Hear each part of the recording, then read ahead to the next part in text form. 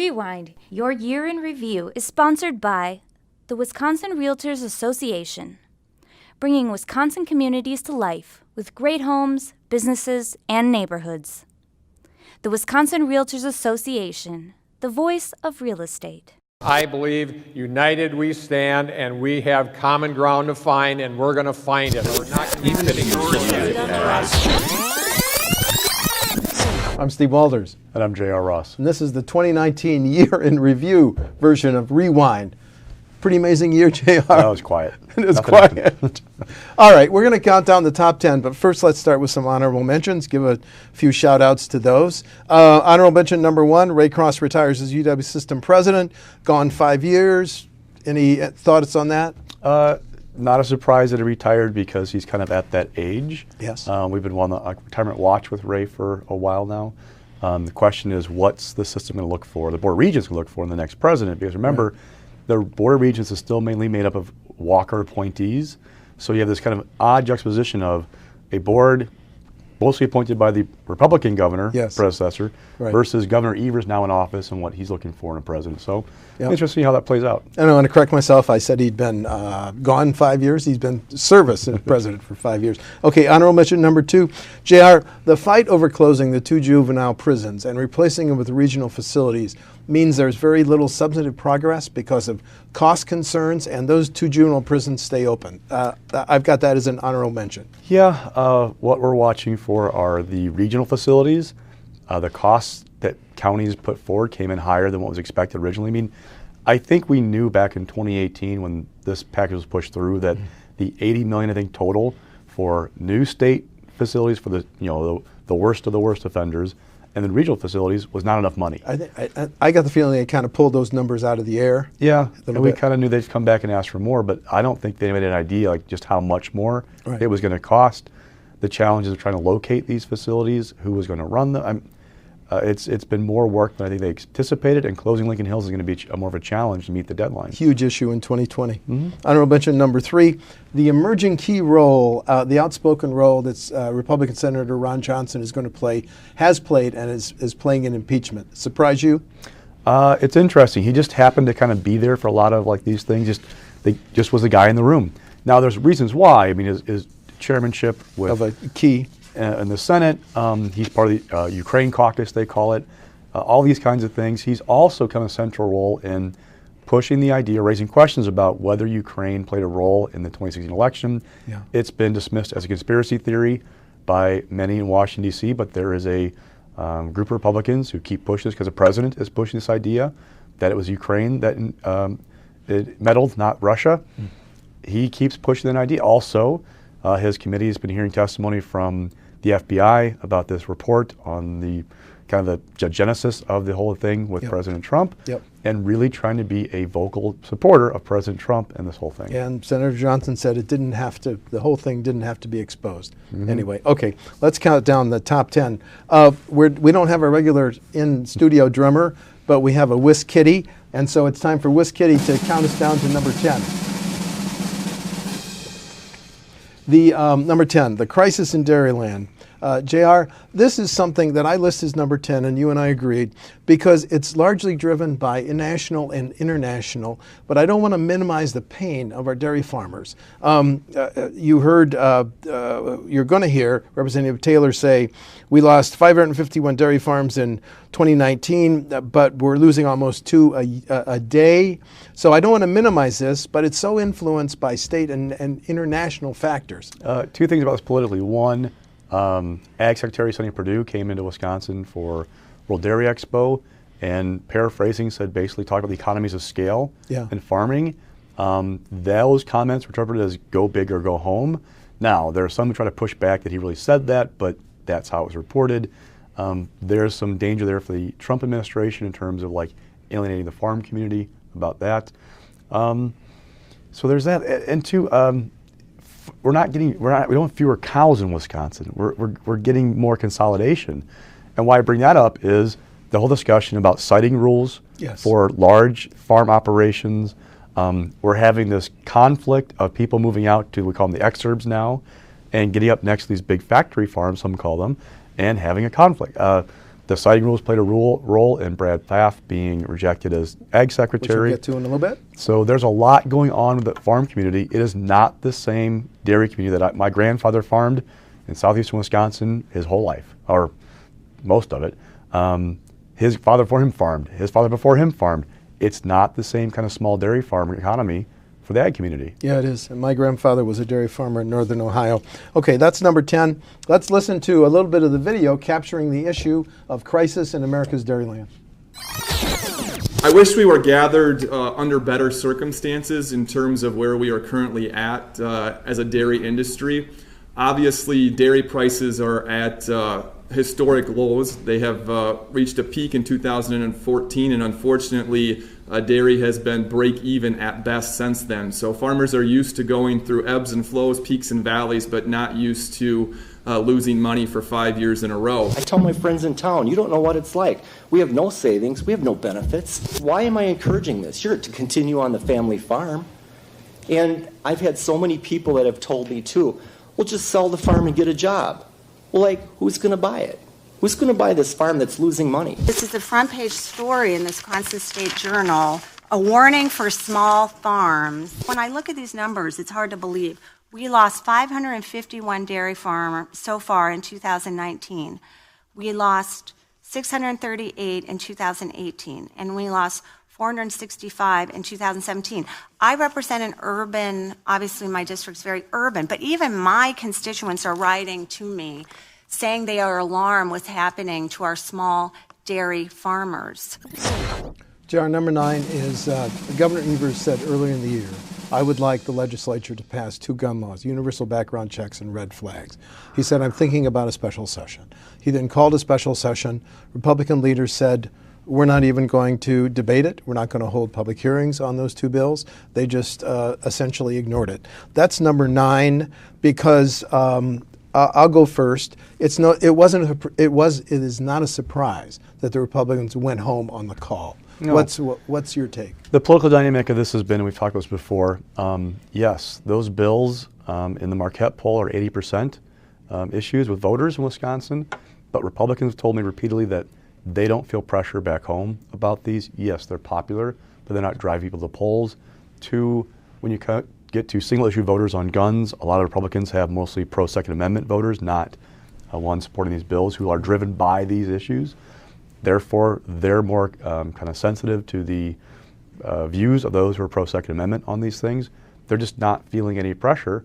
And the only kind of risk that I've heard about for Republicans is if something happened, again, God forbid, that could have been prevented by these 2 laws, then they would feel some pressure. But so far, we're not seeing that you say, that wouldn't have happened in Wisconsin if those bills had been in place. And just a PS, this is one of the issues that Governor Evers says, I will campaign against Republicans who don't support these 2 gun safety, public safety issues. He's just avowed that. But anyway, so number 9, the Republicans ignored the Evers call for gun safety laws, and let's take a listen to some of the debate on that issue.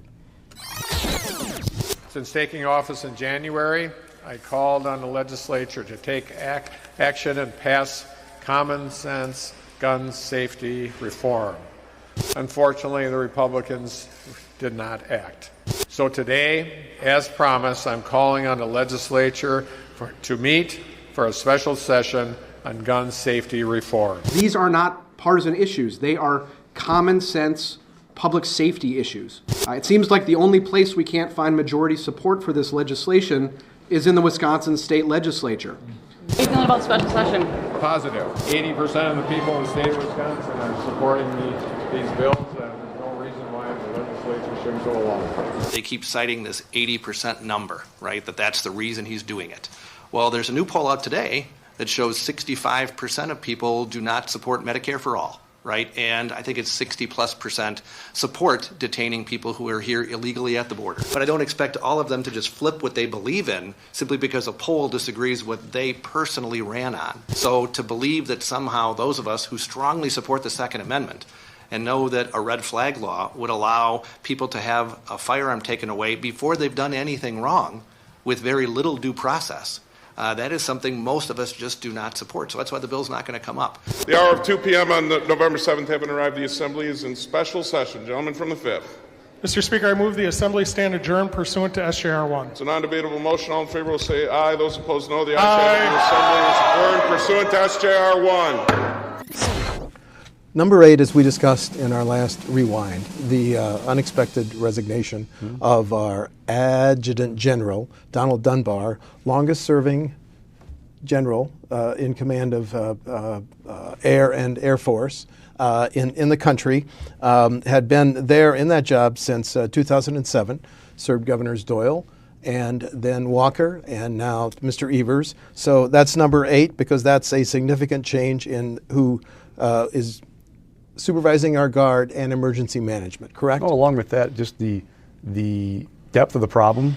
Yes, thank you. Get into that. Some great reporting that uncovered that the Guard essentially in this final report had created its own process for investigating complaints of sexual harassment and assault. It went against Department of Defense policy. It blew people's minds when I talked to them that they would go to this length to do something like this. I mean, this is not how you're supposed to do things. Right. I mean, I guess one theory I heard was that Dunbar believed such in states' rights and that, that this was okay for us to do this, that he ignored the DoD policy, but that's not the way it's supposed to be done. It kind of blew people's minds, again, that they would do something like this. And quite frankly, they botched the investigations. It was a real problem. Yeah, it was. And are you hearing that the interim general is a candidate for the job permanently? Have you heard? I think we expect the governor. Eben or Eben, I think the governor expected to announce somebody new sometime early next year, but I'm not sure. I think the interim is like for retirement sometime before. I can't remember when exactly, so don't hold me to that. But I think we're expecting an announcement sometime early next year. Okay, now let's call on Little Drummer Whiz Kitty to take us to number 7.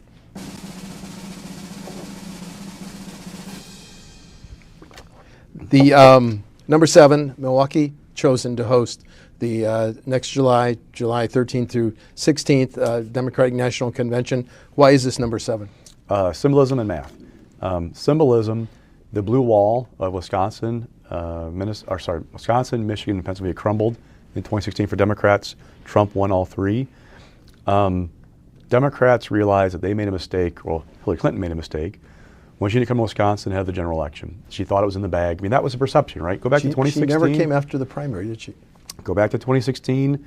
It was about how Clinton was going to expand the map and win these kind of Republican-leaning states and have a blowout. And she neglected these states that you have to have if you're a Democrat to win. They came to Wisconsin, or coming to Wisconsin, I should say, in part sent a message of, we're not going to neglect these states again. We know, Democrats are saying, Wisconsin, Michigan, Pennsylvania are key. Mathematically, if you're Donald Trump, your best way to win re-election is to hold what you had before, okay? Yeah. Just focus on those 3 states again. Pennsylvania and Michigan are more Democratic and more diverse than Wisconsin is. They both went harder toward Democrats in 2018 in kind of a wave year. So the idea is that for Trump, if you're not winning Wisconsin, you're not winning Michigan and or Pennsylvania. So he needs Wisconsin. That's the math piece. Democrats know if they pick off Wisconsin, they make the Trump map very hard. He then has to go, okay, he's going to go to Minnesota, hasn't gone Republican since 1972. New Mexico lost by 8 points in 2016. Colorado lost by 5. So it's a difficult math problem for Trump if he loses, again, Pennsylvania, Michigan, and Wisconsin. Which he won by less than 23,000 votes, which makes probably one of the biggest stories in 2020, this debate, this controversy over the 234,000 movers, which we're not going to get into because it'll be a 2020 huge And don't forget the convention coming here. Democrats are talking about this is not just about a convention, but about building infrastructure to fix the problem in 2016. Republicans, meanwhile, want to see quote-unquote crazy on display. In Milwaukee during the convention, they want to see the fringes of the Democratic Party on full display to send a message to voters in outstate Wisconsin and rural Michigan and rural Pennsylvania of this is what you got coming for you compared to Donald Trump. Okay, time to hear some video clips about Milwaukee, why Milwaukee was chosen over Miami and Houston for the Democratic National Convention. Milwaukee went up against 2 of the biggest cities in the country. We raised double the amount of money that Houston and Miami was able to raise. That really showed everyone that when we want something and when we, dare to dream big for an event and when we put our collective muscle and minds together in effort to bring something this enormous to our state, we can do it, and we can go up against anyone. Milwaukee is, and the state of Wisconsin and really this part of the country is an incredibly inspired choice for this convention. I think it's an important place for Democrats to be as we take the historic step of nominating our candidate for president. I think it's important to be in a place that really aligns with the Democratic values. This is really an opportunity for us to, as a party, to nominate our candidate for president and vice president. Number 6, the state Senate taking maybe what would have, well, it was a historical vote, maybe unprecedented, fired the state ag secretary Brad Pfaff, the choice of Governor Tony Evers. This is number 6 because it was unprecedented. You and I know, going back to the first governors, generally, whoever governors choose as to their cabinet secretaries have been allowed to run the agencies and report to the governor. That's why, and also, you have this uncertainty over at least 4 cabinet secretaries: tourism, transportation, and professional services, and which other one? Tourism, health and human health services. Health services. Uncertainty about whether they'll be confirmed ever. So number 6, the Senate firing of Brad Pfaff. Please. I've used 2 phrases more in my reporting this year and doing stuff like this than I ever have. 1, I've never seen this before. Right. And 2, having to write the phrase rare if not unprecedented. The reason why I have to use that phrase so much is because we only have so many records about this stuff. Records don't exist. Reference Bureau said going back to 1987 they have not seen this before. Right. But nobody kept these records before that, so we don't know for sure if a cabinet secretary has ever been rejected. There's a number of layers to that story about Brad. 1, there was this fallout over his response to the legislature about farmer mental health. There's this program to provide grants to vouchers to farmers having a mental health crisis to go get treatment. Right. Republicans were working on this, part of a speaker's task force on suicide prevention, Brad didn't turn information over to the chair of that committee. He then prodded Joint Finance in very harsh terms to get something done about this. That was a problem.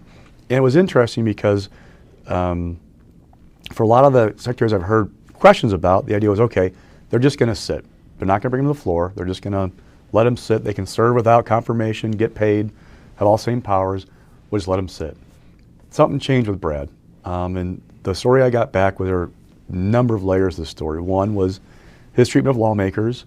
Another, these siting rules about large farms with animals, that there was a lot of unhappiness about that. In the ag community. Also, there's a layer about caucus politics in the state Senate with Republicans. Scott Fitzgerald running for Congress. I mean, they're all running for Congress. There are all kinds of layers of that story, but at the end, Brad didn't make any friends when he hadn't been confirmed, and it came back to bite him. Well, okay, but part of that, as we've alluded to in an earlier show, in February, 4 or 5 Republican senators voted to confirm him, only to have the caucus unified to fire him. It's just, okay, it's number 6, and it's a very justifiable number 6. And here's some of the debate regarding the dismissal of Ag Secretary Brad Pfaff.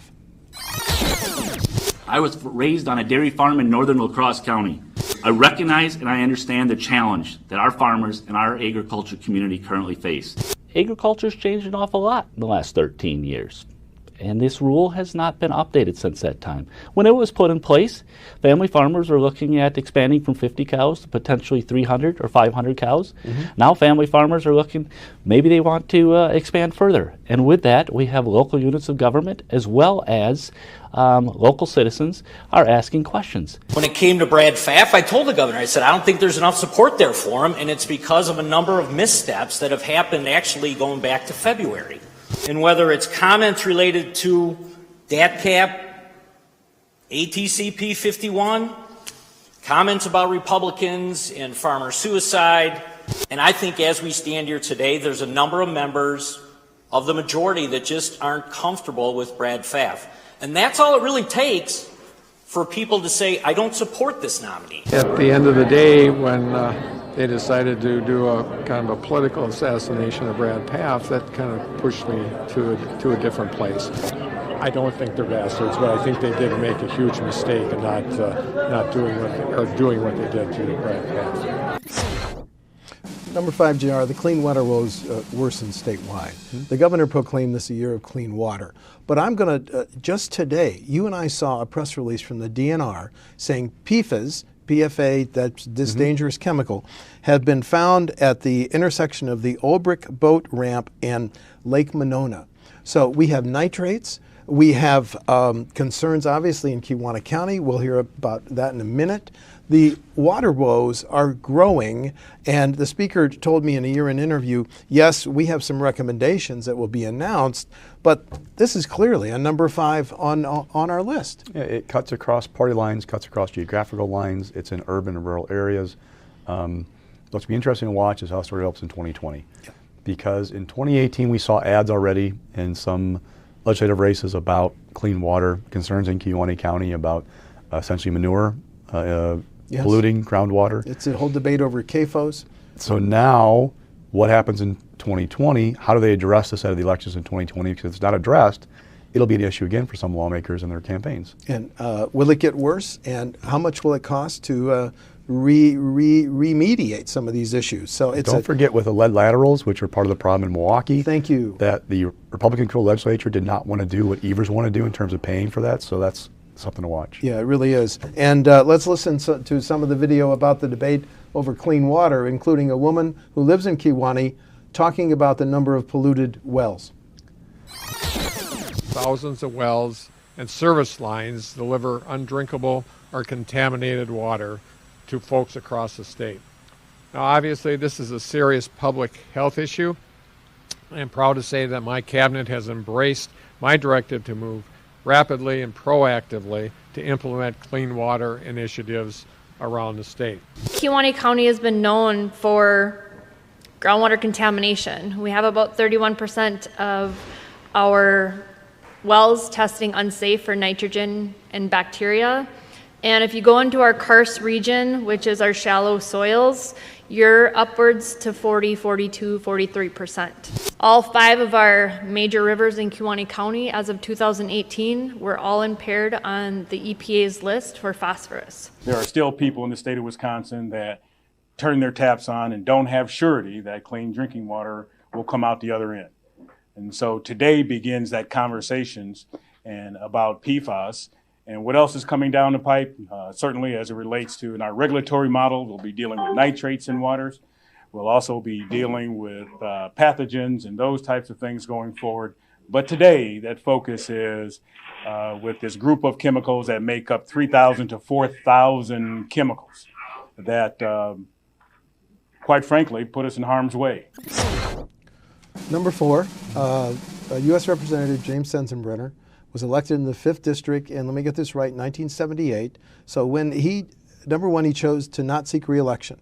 He will have been there 40 plus years. So that's the part of number 4. Second number 4 is I was surprised, we were surprised, a surprise resignation, Republican U.S. House member Sean Duffy, District number 7. Why is that number 4?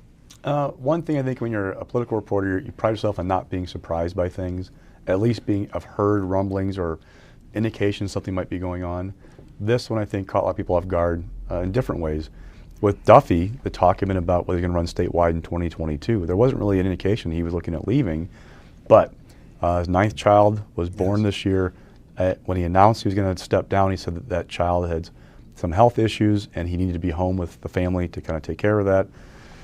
Fast forward, he's now a contributor on CNN. He's also lobbying. K Street lobbyist. So that might be the end of Sean Duffy's career. I mean, it's not that you can't come back from lobbying and run for office again, but it's not a real good jumping point to get back into politics to be a lobbyist and go run for office when people hate the quote-unquote swamp.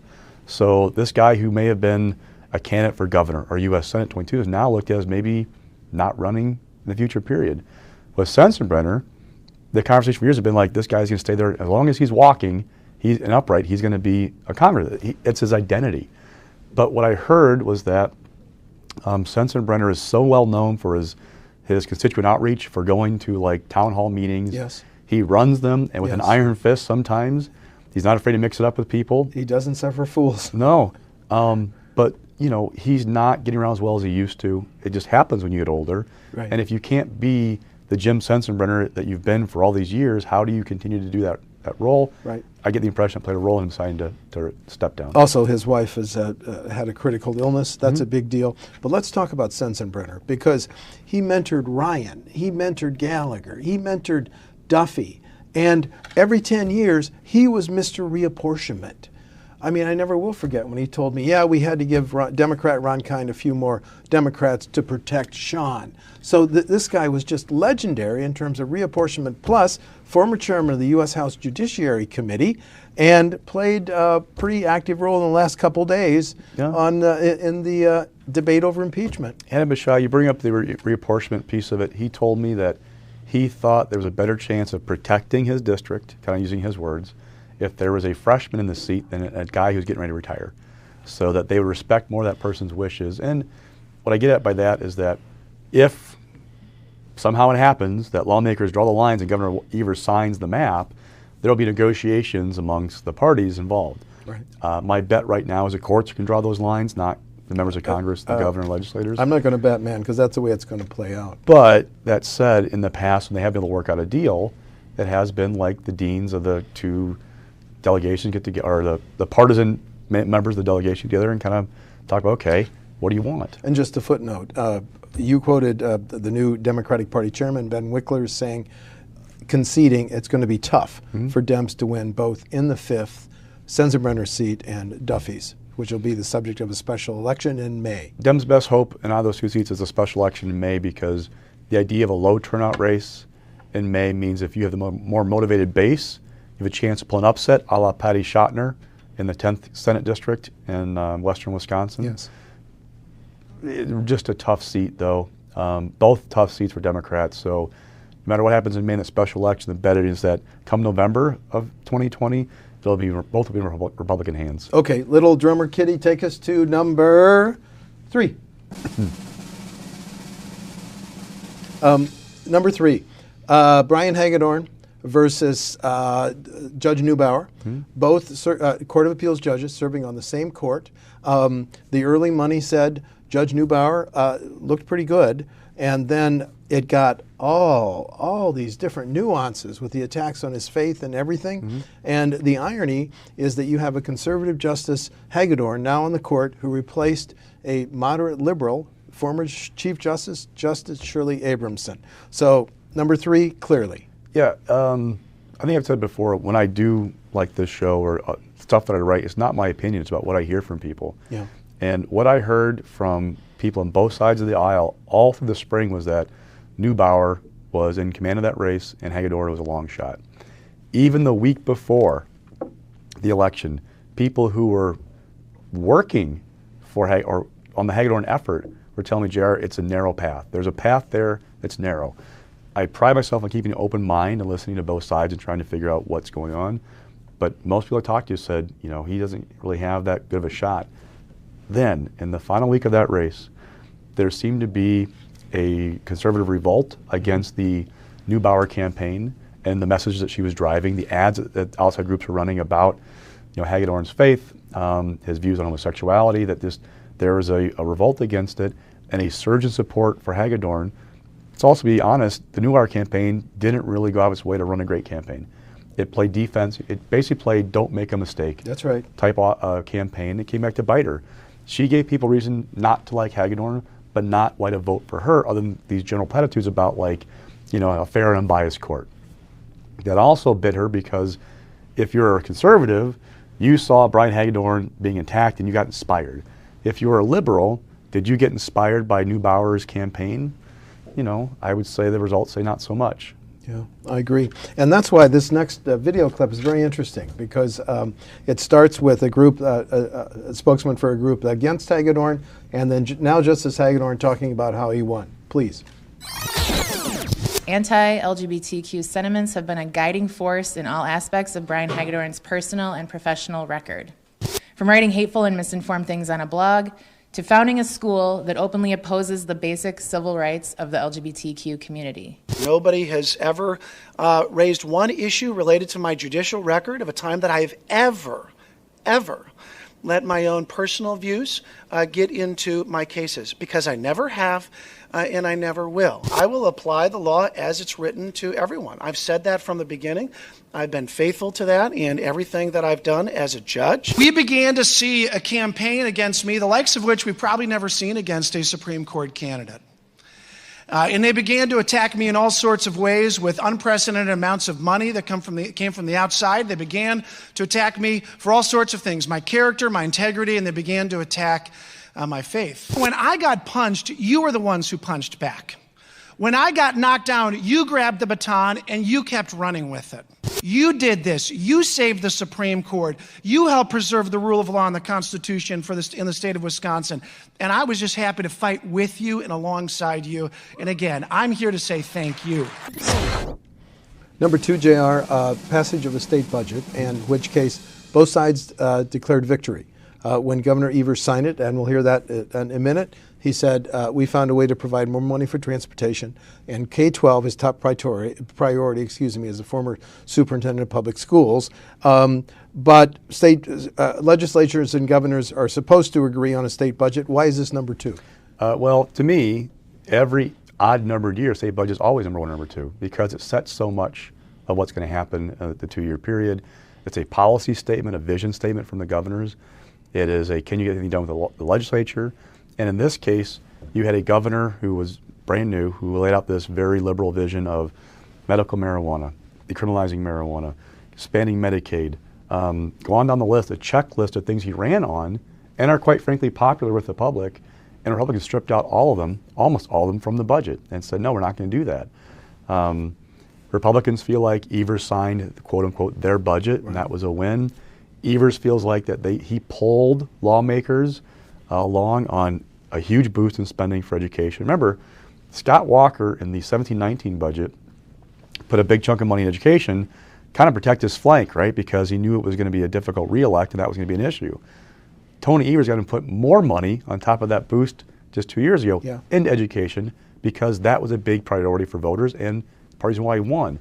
So he feels like he got some things, but like the big kind of checklist of policy provisions, redistricting reform, those kinds of things, they weren't in there. Okay, but what does this say about our next budget fight? Are we again going to be fighting over Medicaid expansion, K-12, and transportation? Yes. Because we have no permanent transportation solution. No. Kind of a one-time fix, correct?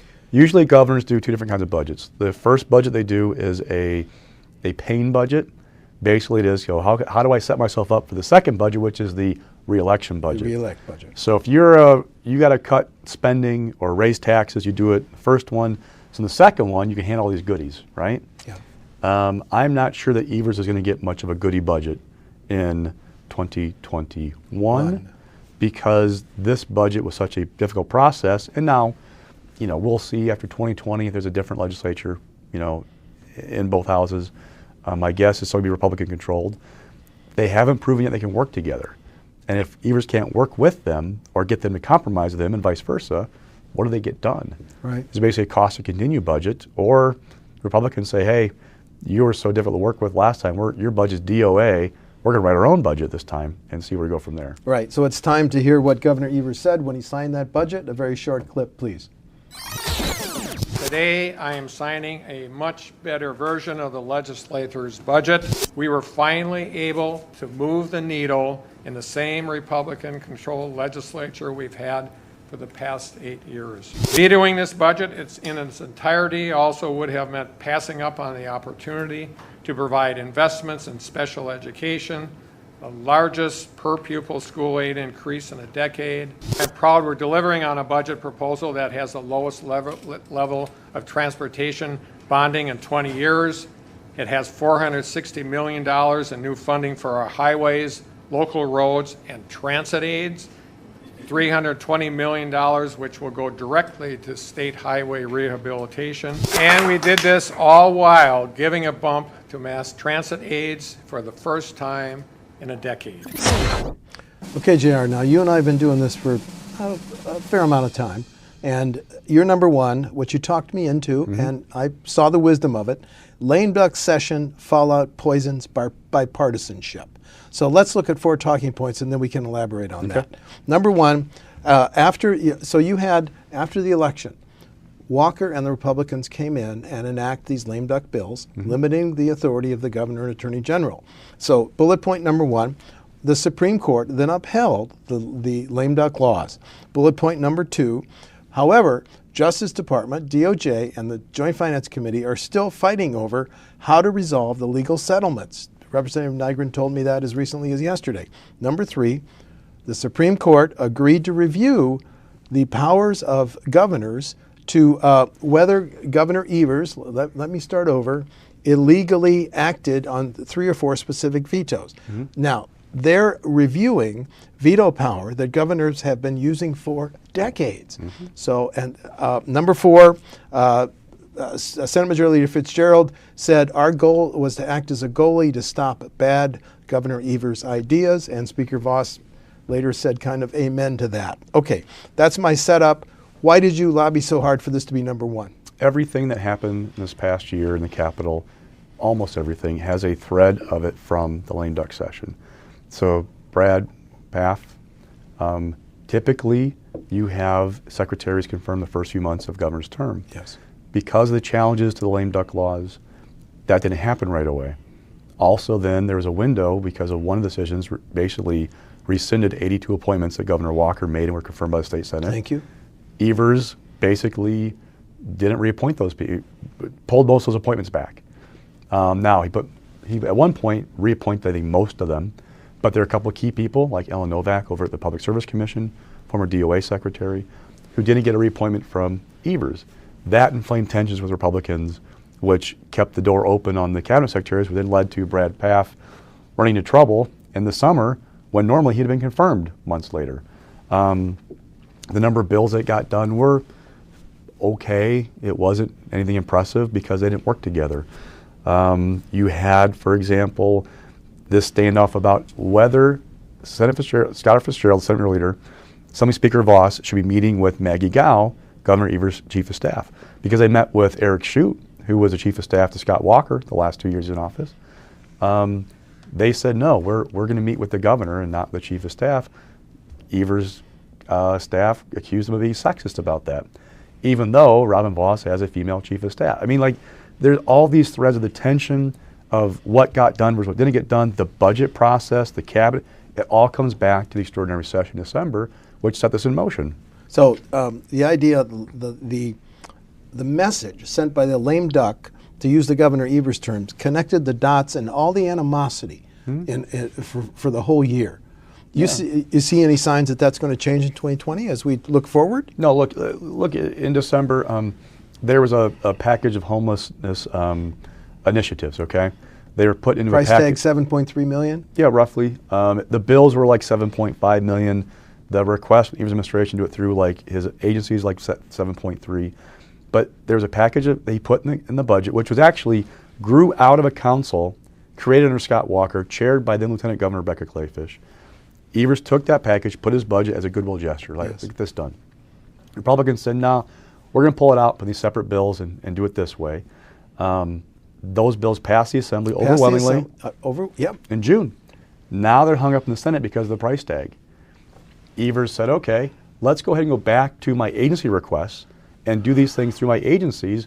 Joint Finance released the money. Joint Finance said, no, we're working on stuff.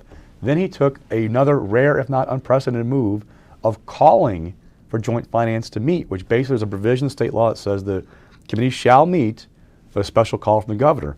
They said, no, that's not how you're reading it correctly. We're not going to meet. Just this past month, they had a standoff like that about something that people agree on, like homelessness. It just undercuts the tension between the two bodies. 7.3 or 7.5 million for homelessness. But you and I saw today's release from the Department of Revenue. GPR tax collections, July 1 through the end of November, are up 7%. Yeah, now it's a 2-year period. It's early. Bob Lang, every time I call Bob Lang, the director at Fiscal Bureau, and say, Bob, what's this mean? He goes, well, it's too early. We'll tell you in January and the revenue numbers come out. So in January, we'll get new estimates because it could be gangbusters for 4 or 5 months, then tail off in the second half of the year. But yeah, there's a poison atmosphere. And I've said this before. There are 2 events that I've seen in the last 20 years that really changed the Capitol. One stands by itself. Act 10, there's nothing that will ever compare that, I don't think, ever again. At least I hope not to see it, because it was brutal to get through that. Exhausting, draining. Just but it was after, history. Yeah, go ahead. Just after things had gotten back to like maybe detente, how do you say that word, in the Capitol? Detente, thank you. We had this, and it basically ripped open all the wounds, and there's just this tension in the building that has not gone away. I don't know if it's going to fade anytime soon. Okay, it's a good time to ask you. I know this is best a year from now, top political issue.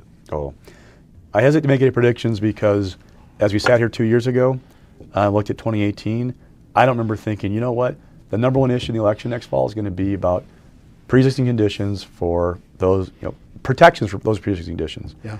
That became a huge issue in the 2018 campaign. People weren't talking about that in December of 2017. So I can't predict an issue. Like, will impeachment still be talked about in October? No clue.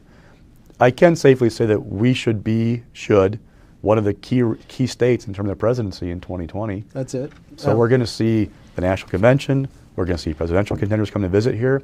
We're going to have a lot of attention, a lot of ads, and a lot of groups who are going to come in and run operations, turn voters out, because there are Democrats who feel like they fell down on the voter turnout operation in 2016. If they'd just done a better job, they would have won, especially a margin less than 23,000 votes. And Republicans feel like there's an untapped potential of rural voters that they can go after and bring out who like President Trump that can offset any gains Democrats have in urban areas and other places. Okay, I'll go along with it's dangerous to predict, but it looks to me like, I'll agree with you, the number one political story of the next year will be whether Wisconsin again elects a president. But I think number two might be, how does Foxconn play out? When you offer a company $3 billion, what numbers are they going to put up? Anyway, this is the stuff that's going to make it really interesting in 2020. You and I are going to continue with these roles, so I really appreciate it. I'm Steve Walders. And I'm J.R. Ross. That's Rewind Year in Review 2019. Rewind, your year in review, is sponsored by the Wisconsin Realtors Association, bringing Wisconsin communities to life with great homes, businesses, and neighborhoods. The Wisconsin Realtors Association, the voice of real estate.